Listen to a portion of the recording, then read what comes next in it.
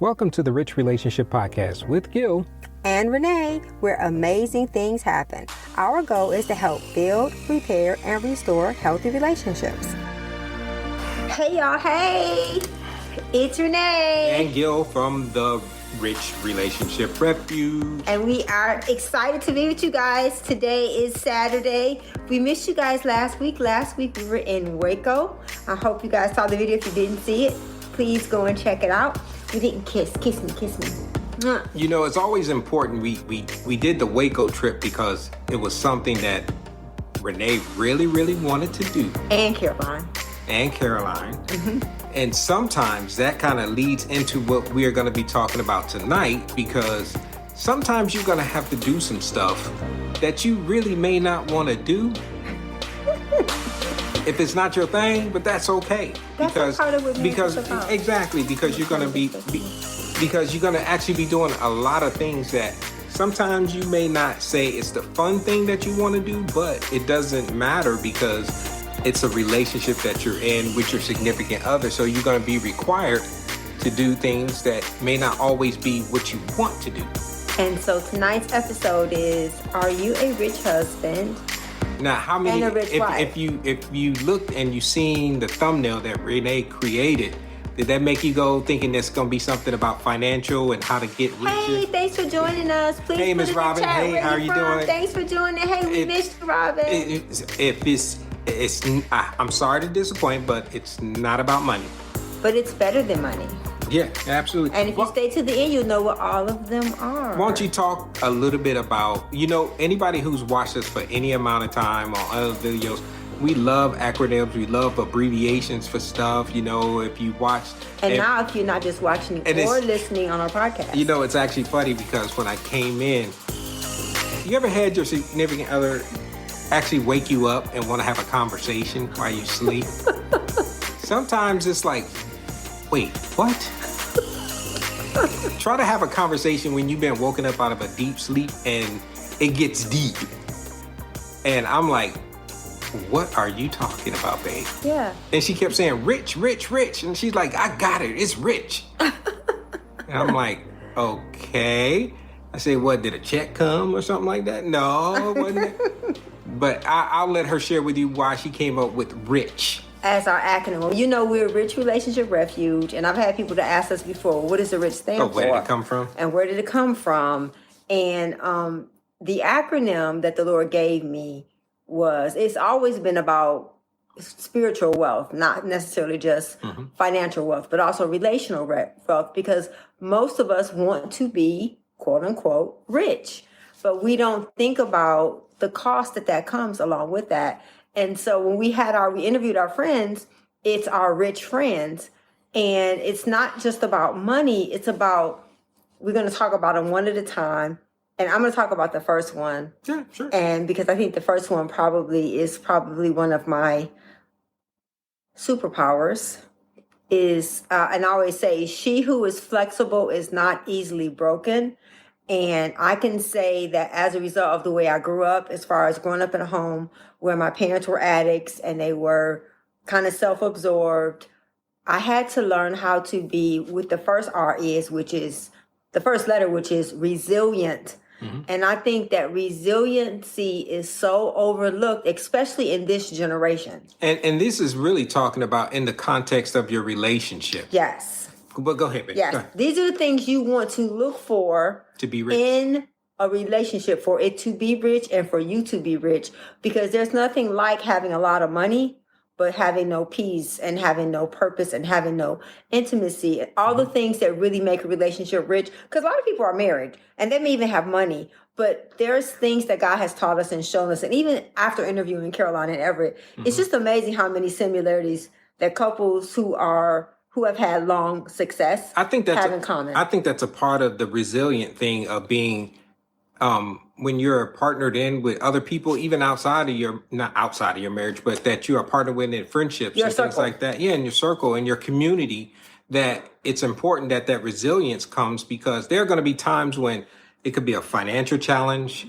It could be a health challenge. It could be even a conflict that It could be being a military wife. That's one of the things that one of our friends was talking about. You guys need to speak more about that because it is. And to all of our military wives out there, our hat goes off to you. We commend you. We applaud you. We celebrate you. You definitely have the first R, which is resilience, because you're kind of forced to. Right. And so we're talking about the ability to fall down and get up, to have a disagreement and to forgive each other, the ability to see the best in the other person. Right. And like I was talking a little bit about, because when those things happen in your life as it pertains to your relationship, you have a financial issue, a conflict, or some health issues that may come across in your relationship. That's where the real challenges are going to come. That's when you're going to really know who's in it for the long haul, as they may say. Yeah. Because you have to think about it. You get to partner in with someone who's going to be in it with you through thick and thin. Good and bad. For better or for worse, in sickness and in health. Those vows are really for real. And I think sometimes we say the vows, but we don't realize that our actions have to line up with that. Because you think about when you walk down the aisle, if you didn't go down the aisle like we did like justice for the peace. So when you do say your vows and everybody's hearing those things, you're making a mandate, or you're making an edict about how a public declaration, a public statement of how resilient you're going to be with each other. So when you say those vows, you're going to be expected to keep them. So if you're watching this and you've already been together for a while, you kind of know what we're talking about. But if you're in that stage where you're being challenged right now in this season, this is something that maybe is timely, because you're practicing about being rich. You're becoming richer by investing in being resilient. Yeah, that's really beautiful. Yep. And if you're engaged and you don't know, please take these things into consideration, because we want to create an environment where people really are making a well-informed decision. Because what I love about God is he gives you the information up front. He doesn't let you not know what you're getting into. He shows you. And so that's why we're here. One of the reasons why we go live every week is because we want to create a place, a safe place, a refuge for people who are married or on the pursuit of marriage, to really begin to kind of learn, well, what does this look like? What do I need to do different? What you smiling at? Somebody saying, hey, no, I was looking at Ray Alves. Hey, Ray, how you doing? Thanks for joining us. Thanks for hanging out with us. Thanks for joining us. We're so glad you're here. So number two. Share. So the number two one we're going to talk about is integrity. A lot of people, that's the R in Rich, R-I. So the I is talking about integrity, because, everybody has these statements, these definition about when nobody's watching and nobody was looking and all those things. But when it's just, definition? I would say that one, doing what's right when nobody's around. Are you that person that is reliable and trustworthy and respect and all those things that come into it? And I think about it in the context of our relationship. I think about it from the integrity of trust and respect. That's so important to me when it comes to our relationship, as long as we've been together, because if you don't have that trust and respect, or it's not being built upon from the day one when we first started dating all the way up to our present day, it's constantly being renewed. It's constantly being refreshed. It can be challenging if you're in that, if you haven't built trust and if you haven't built respect for each other. And it's not just, you hear guys talk about it a lot from the respect thing, but it's a two-way street. It's something that is very, very important to, I think, to both sides of the relationship. And the thing that I love about integrity, because, we always think about it sexually, men being sexually pure, but integrity is also women not buying stuff and keeping it in your car. That never happens, right? Yeah. Nobody does that. Nobody does that. So there's so much more to integrity than just the sexual part of it. About keeping your commitments. I love, Gil has a thing, it's called bounds. I make sure I don't give men eye contact. So there's things you have to do to position yourself to be the kind of person that in every setting, people tells the same story about you. That is another definition. It can be challenging. And what Renee was talking about when it comes to bounce, I said this the other day. We were just out and about. Don't ask no questions to get us in trouble. Well, how can I put this? Guys, I'm only talking to guys. So ladies, y'all can just ignore what I'm talking about right now. But for the guys, everybody's wearing tight clothes. Everybody's wearing tight, and everybody's showing off everything. While when that happens, so even when we were younger, that's even when we were younger, that was challenging. Especially even if you're in a great relationship, that can be challenging in the sense of she's showing you everything. And so that was challenging my integrity to stay faithful, not faithful because I was going to cheat on Renee, but just because I think when the Bible talks about looking at a woman with lust in your eyes, that's just the same to me in my eyes. So, and it leads to that. So what I talk about is, and I heard a teaching about it, is bounce. Yeah. What that means is if you see something that is just keeping your attention just a little too long, you know what? Bounce your eyes away. Yeah. Look up, look around, look away from whatever has your attention. That's going to help you maintain your integrity because you have to be true to the commitments that you make, now, especially to your significant other or your spouse. And to the Lord. Absolutely, because and that's the first and foremost one that is so important. So that's what so why don't you talk a little bit about it? And so for me, what I do is one of the things I realized, I have a very friendly personality. And I had it taken the wrong way by a mailman. And he was like, "Oh, that's because you just want me." I was like, want you? No, I don't want you. I'm just friendly. And then I realized that my friendliness can be taken as flirtatious. So now when I'm out, I don't give guys eye contact.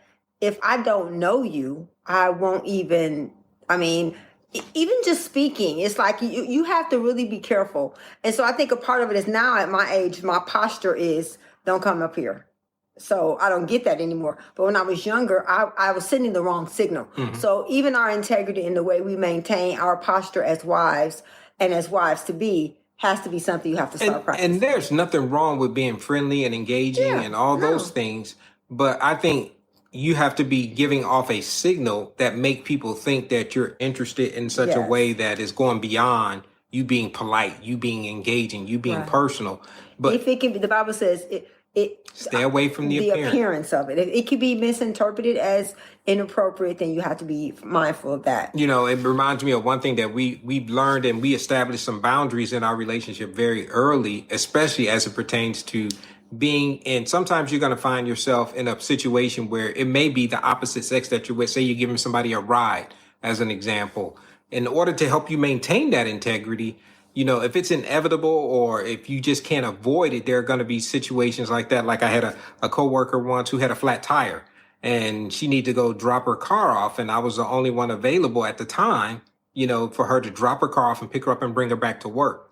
So I could have said, "Oh, nope. I don't, we're not going to be alone," that kind of thing. But what I did was I called Renee and said, "Hey, this is what's going on." And Renee knows the person. So I just told her what was going on. This is the situation. But we have already set up that boundary that we said. Well, we've already set up. I already know your character. Yeah, even before it came about that we don't ride in cars alone with the opposite sex. And I know to the new generation that sounds like, extreme, that's just doing the most. And it's just extra. But we have been together since we were 18 years old, and I have never wondered about what he's doing. And so a part of it, if you give me a reason to not trust you, then you have to accept responsibility. So some of these things we're talking about, they may seem old and primitive, but we have been happily married for 35 years. So I think we know just a little bit. At least what works for us. And that's one of the reasons why we do these Friday or Saturday night lives, just coming on live. We got the teachings and the videos and stuff like that are out there. But this is the time just to get with the community and people who have seen and watched and all that kind of stuff, just to engage, to talk about some things and to make investments, because sometimes you need some things to do on these Saturday nights if you're not out running the streets. Nobody does that. Hey, Miss Iris. Hey, thanks for joining us. So if you guys have questions, put them in the chat. If you got a comment, put it in the chat because we can see it. Yes, Renee ain't got her glasses on, but I can see it now. I can see that there's words on there. I can't read what they are. She can't read the words, but she knows that they're actually there. So talk about compassion. Compassion is the C when we talk about being rich. Are you a rich husband and rich wives? So resilient, integrity, compassion. Well, Gil is a much more compassionate person than I am. And I love and appreciate it. Can be him. Built on y'all. Go back on. And I have learned, and I am learning to be more compassionate. And we had a situation recently where, actually it was the other night, we were preparing for for Merge, and the message was about biblical roles in marriage. Marriage. And to me, whenever you decide you're going to do something for God, He is going to go all in your panty drawer, your sock drawer, underneath your couch, underneath your refrigerator. And I had something I had been struggling with, and Gil was like, babe. Yes, she woke me up again. Yes, I did. She's a night owl. Renee's a night owl. I am not a night owl. No, Gil go to bed at 10 o'clock. But I'm probably asleep for 4 hours and I'll be up, but still. But go ahead. I'm sorry. And so I was talking to Gil about a situation that I am in. And he said, you have to take into consideration where that person has come from and not where they are. And as soon as he sees, and you need to ask yourself what you're really upset about, because it's really not about what you're focusing on. And so a lot of times when we find ourselves all ruffled up with stuff going on, compassion is like, it is like peroxide. It just goes in and it starts burning stuff up and bubbling stuff up, and it shows you. And so I think that compassion is so important especially in a marriage relationship, because we're going to fail each other. We're going to disappoint each other. We're going to have good and bad days. And Gil has been watching me in this situation for months. And it didn't make him hate me or not like me or not respect me.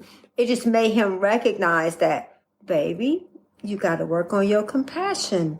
You got to build that compassion muscle. And some of these things we're going to be working on for the rest of our life, as long as we're believers. Some of them are going to be growth areas, and some of them are going to be strengths. But it's just understanding that compassion is a very important element, a very important facet of having healthy, rich relationships. We were talking about it this morning, as far as, because we have this kind of conversation about what we're going to want to talk about a little bit. It's free flowing, but one thing that came out that we were talking about this morning was when you have someone that, let's just say you're in conflict with, somebody that you got a beef with, or however you want to describe it, sometimes you can be focusing on that person when it's really the thing that's in you that is manifesting the conflict out of you. Right. That person, or to put it another way, does that person or that thing push your buttons?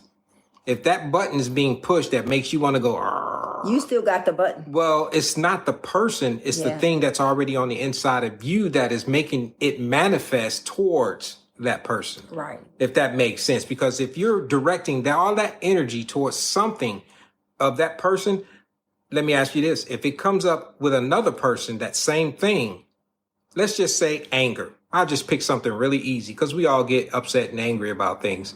If you find yourself getting angry about simple things that really doesn't warrant being angry, people say that just set me off or whatever the case may be. If you find that pattern happening against other people, then you're not exercising that compassion that we're talking about, but we're also talking about it's railing up and rising up something on the inside of you that maybe you need to take a little bit closer look at. Because when you think about compassion, the biggest instance, or for me, the simplest way of how does that manifest or look like in real life is empathy. Yeah. Really just exercising empathy towards someone, especially your significant other, because I think this is one of the things that people underestimate so many times in their relationship, especially when it gets tough and challenging, because sometimes you can be scared, nervous, afraid, vulnerable. All these other emotions get manifest, and you can find yourself striking out or looking outwardly at this person that is partnered in with you. If you're already married, you're significant. This is the person that God has put in this relationship with you. That you chose. Yeah. It's easy to be in a relationship when everything is going good, but when everything is going challenging, or when things get challenging, what are you like? Are you that person that is exercising the compassion when your significant other, boyfriend, girlfriend, spouse, husband needs it, or wife needs it? Or family member. Yeah. So we have resilient, integrity, compassion, and the last one, which is like, sometimes go ahead. You can start. If you could only have one of these, and the thing is, at some stage of our life, we're going to have one of these, or two of these, or three of these, or four. But the goal is to work on cultivating all of them at the same time. And that is the human challenge. I think about when we first got married, when people said, anybody ever told you just work on your marriage, just work on it? That can come out and mean so many different things. This is the kind of things that we're talking about. This is actually working on your marriage and your relationship. These are some tangible, applicable things that you can actually be doing if you find that, hey, my resilience is a little low, or my integrity is being challenged, or even my compassion is a little low right now. Then guess what? These are the things that you can be working on, because it's going to build a better relationship for the person you are in relationship with. While your marriage is your first relationship, this will work, guess what? In all the other ones. And it allows you to honor God with your life. So many times we think that it's speaking in tongues and paying tithes and going to every single service, but really it's manifesting the fruits of the Spirit. Not so much just the gifts, because the gifts come without repentance, but the fruits of the Spirit being developed and cultivated in your life is you being intentional and saying, you know what, Lord, I am going to let you be glorified in my life. I am going to do something different. You know, and I think sometimes, and I see and I think that Boziki, I think that's and I see your comment, because, and sometimes when you're in those relationships that are challenging, that's the easy way to do it. That's the easy way to say, you know what, I'm out. Yeah. I'm done. But you know what? And there will be another person, just like the person you left, that we're going to have to learn how to navigate relationships with difficult people. And if you have made a vow and you made a commitment, I don't know if you guys listened to our episode last week with Caroline and Everett, one of the things that we all did, we didn't do it like we didn't talk to each other about it. We all did separately. 4 different people made the decision. We're going to take divorce off the table. Yep. And I challenge you all as a part of this community to take now, I'm not talking about if you're being sexually abused physically. I'm not talking about that. Abuse is We're not never talking about warranted. kids being abused. No, that's not what we're talking about. We're talking about under normal circumstances, normal things. Well, he make me mad, or he get on my nerve, or she get on my nerve.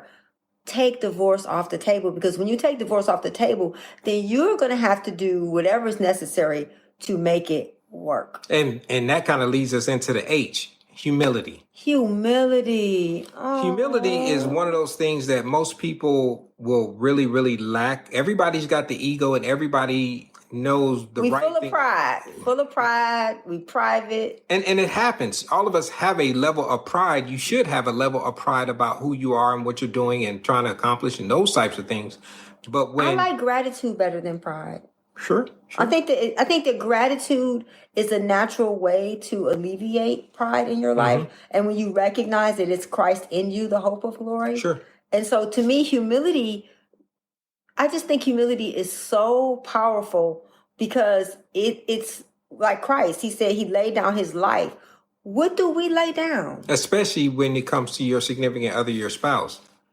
That humility has to be exercised on the regular. Yeah. Because if you don't, you got 2 people who are prideful. How many times is that, or does that end well? It's like gasoline and fire. It's going to always be a fight. You know, when the tough and the challenging times actually come up, who's going to do what's right? Yeah. It's right and wrong, but then you have to think about, do you want to be right? Or do you want to get it right? And in a marriage, you never win when you win an argument. The goal should always be to lose the argument, because that requires what? Humility.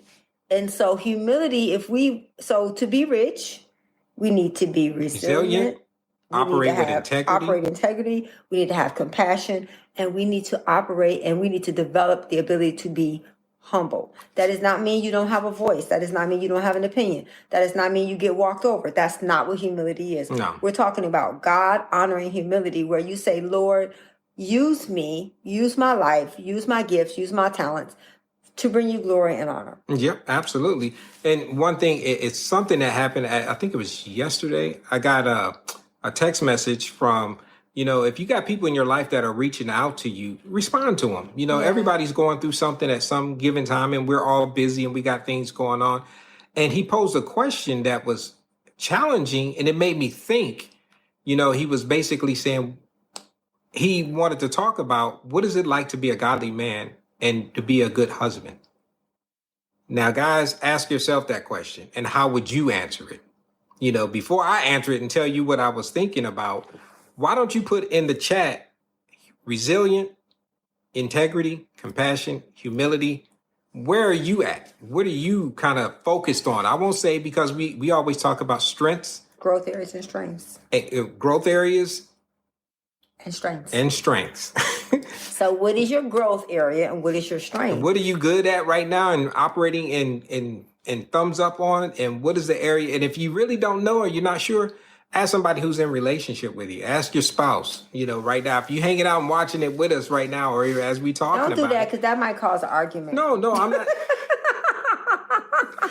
That's humility. Yeah, you got to be willing to hear it. Put on your humble hat. You got to be willing to hear it, because this person is the person that is the closest to you. I think they probably know it pretty accurately what is the area that we should be talking about. Yeah. And when the other night we were talking, and Gil was like, babe, my response was, thank you.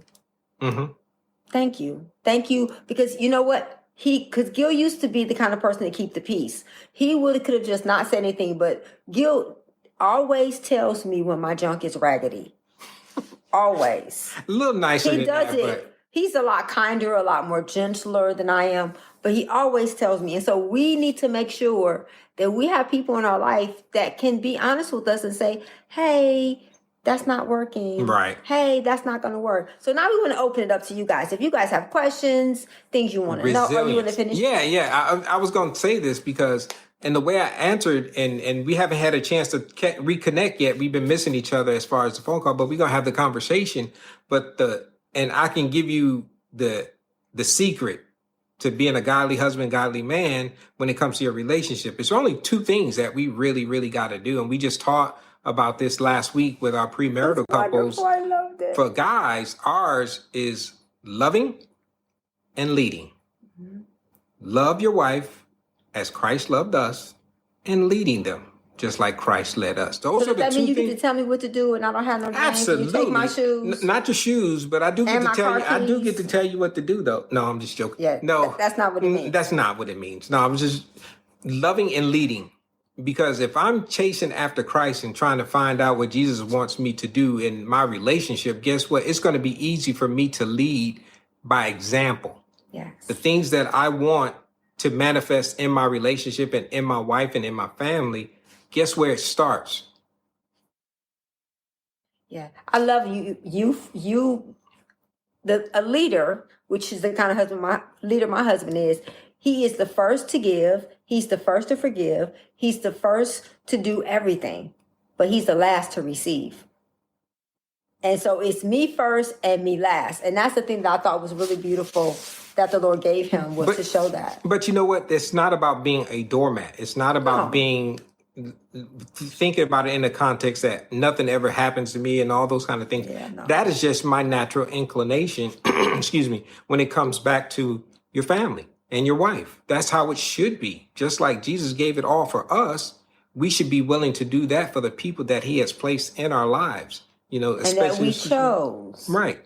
Why don't you tell them as far as the wife? This is something that was challenging, the two things for the wife. And the two things. And the thing that I thought was beautiful about this is that we have equal value as husbands and wives. Yep. And the thing that the Lord showed me was God always says that, the man is supposed to be like Christ and love the church, like Christ loved the church. But the thing that the Lord showed me was that a woman is supposed to be like the Holy Spirit. We're supposed to help. We're supposed to be calm and gentle. The Holy Spirit is not pushy. He's not bossy. And he's not contentious. And so I said, Lord, help me to be like the Holy Spirit in regards to my approach and my temperament and my tone and my volume. For helping. And the other one is to submit. Ooh, that's a challenge. And I know everybody think that's a cuss word. Submission, and from my perspective as a 56-year-old woman, is different than it was when I was 21. How was it when you were 21? I ain't submitting to you. I'll submit to you when you do get it together. And ladies, if you're watching, ladies, why is submission such a dirty word? Because we don't understand it. Why is that word like set women off? Can you answer that to me, please? Just help me out understand. I always said, as long as I'm asking for understanding, I can ask any question. So I'm asking y'all the question. It's a different audience on TikTok, though. Yeah, but well, I'll take it. because we want to know. Yeah. Why is submission so hard? Submission doesn't mean subservient. No, it doesn't mean that you're not as valuable. It doesn't mean that you don't have your own voice. It doesn't mean you don't have your, what submission means to me, and the thing the Lord showed me, and I was probably in my 30s when he showed me this, was because, like I said, I come from a female dominant house. I am the oldest child. I've been on my own since I was 18. So I knew how to take care of me.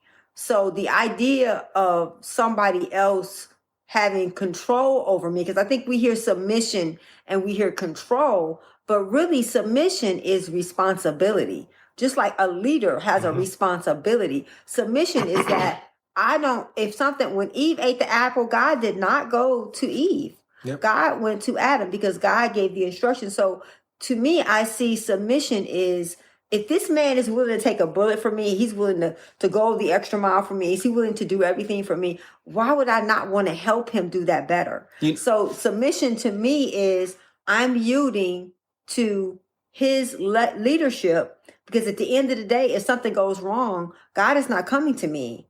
He's coming to Gil. So for me, submission was liberating. Right. It's funny because as you were saying it, I was thinking about the leading part. A lot of times I've heard men say this a lot just from all the years we've been working with couples. We want the authority, but we don't want the responsibility. Yeah. You cannot have the authority over your family, your household, even your own life if you're not responsible. Mm-hmm. You shouldn't even expect it, but we want that respect that comes along with it, but you're not willing to do what it takes to do and to earn it, And we say we want our men to lead until they tell us no. And so leading means sometimes you're going to be told no. Leading means it's not that Gil is he doesn't talk to me, he doesn't consult me. No, that's not what it means. It means that he consults me because both of us have to submit to God. And so as we're both submitting to God, submitting to each other automatically. Absolutely. I like what you said, Robin. Yep. Once you get that understanding and God's plan for your life, submission becomes easy. It does. And trusting and loving relationships. That's awesome. Yep. Hard work. Work that word. I like that, right? Yeah, Miss Valerie. Thanks, Miss Valerie, for your wisdom there about abuse. It has been abused for so long. It has been. Because a word only has really one definition. English language has multiple, but when we talk about a submission in the context of our relationship, especially in the context of Christ, that's exactly what you said it's been abused to the point to where we think that's our weapon. We don't ever want to use the word as a weapon to hurt. Right. To lead to God, to understand, yes. And I would even say, if you're using it the way it was intended to be used, it's going to grow and it's going to flourish. But if you're using it to control and dominate, abuse is abnormal use. And so many times we don't realize, the Bible says you would know them by their fruit.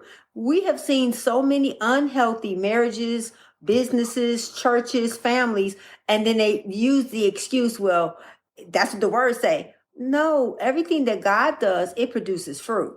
And so we have to stop being so quick to follow after something that does not have any fruit as evidence. Yep, absolutely. So we love doing these. Man, time goes by so fast. We try to keep it short because this is just a time just to come and hang out with you guys. But we want to get in time to ask questions. Yeah, so if you got another comment that you want to just chime in there, or a comment or anything that you want to talk about, that's why we do this. So just to recap right quick, about being that rich husband, that rich wife, we're talking about being resilient.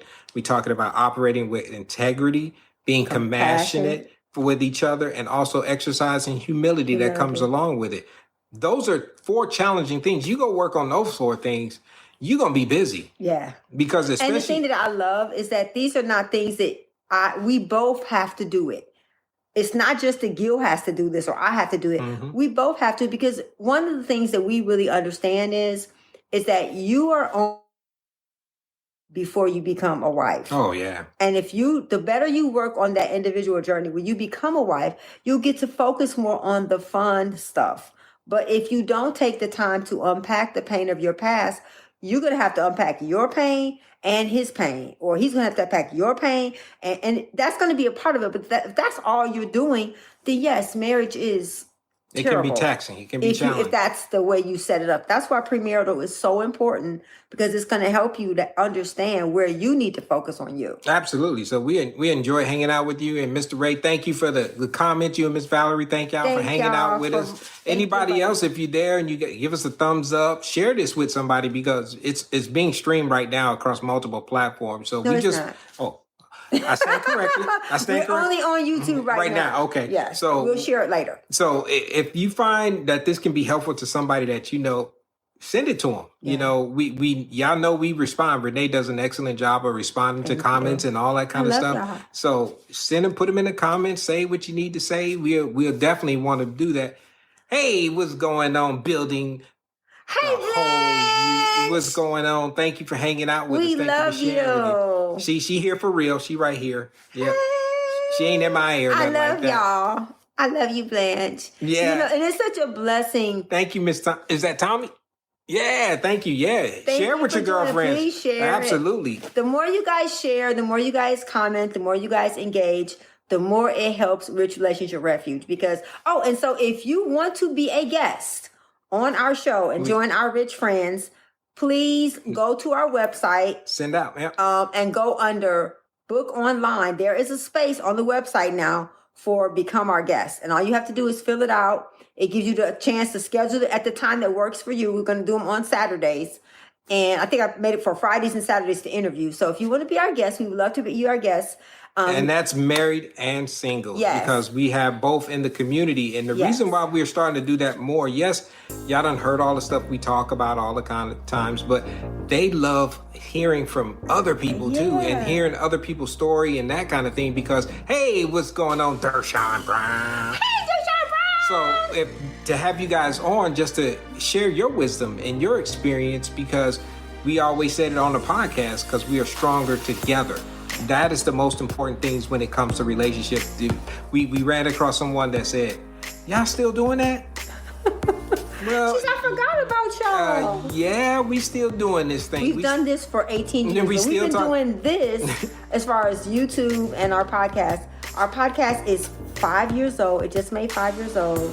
And we have been doing YouTube this is going into our second year of committing to YouTube, because we realize people need to see you. They need to connect with you. And so that's why we're doing this. Because y'all know we are here to help. Anything that we can do to help you guys, we'll reach out to you guys. We'll talk. We can collab. We can do whatever it takes to get the message out and to change the narrative about being in healthy, positive marriages and relationships. So they can see real people living real life, having real relationships, because this is not scripted. This is our real life. Yeah, we just talking to y'all. We really love Jesus and each other.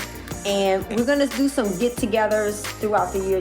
We kind of connect. Like, we've already connected with Iris and her husband. We met them in person. Yeah. And so we want to continue to meet some of our people and get to connect with you. We've built some really great relationships through the internet. And I think it depends on you just being like-minded. And so we love you guys. If you guys have any more questions, put them in the comments. If you would like to be our guest, go to richrelationshiprefuge.com under book online, and please schedule to be our guest. And we have a new surprise coming. We'll tell you guys when it comes. Been working on it for like 3 weeks. Oh, well, yeah. Another way to help you guys and to serve you guys. Yep. So we appreciate you guys. Thanks for the comments. Thanks for hanging out with us. Thank you. Give us some hearts, some claps, some love. We will see you guys next week. Thank you for listening. Thank you for your investment in time. Remember to subscribe to the show and hit the notification icon to be notified when new episodes are posted on the podcast platform that you're listening from. Or you can always find us on our website at richrelationshipsus.com or our YouTube channel, Rich Relationships with Gil Renee. If you found this podcast helpful, or you think it could help someone that you know and care about, please pass it along and share it with them.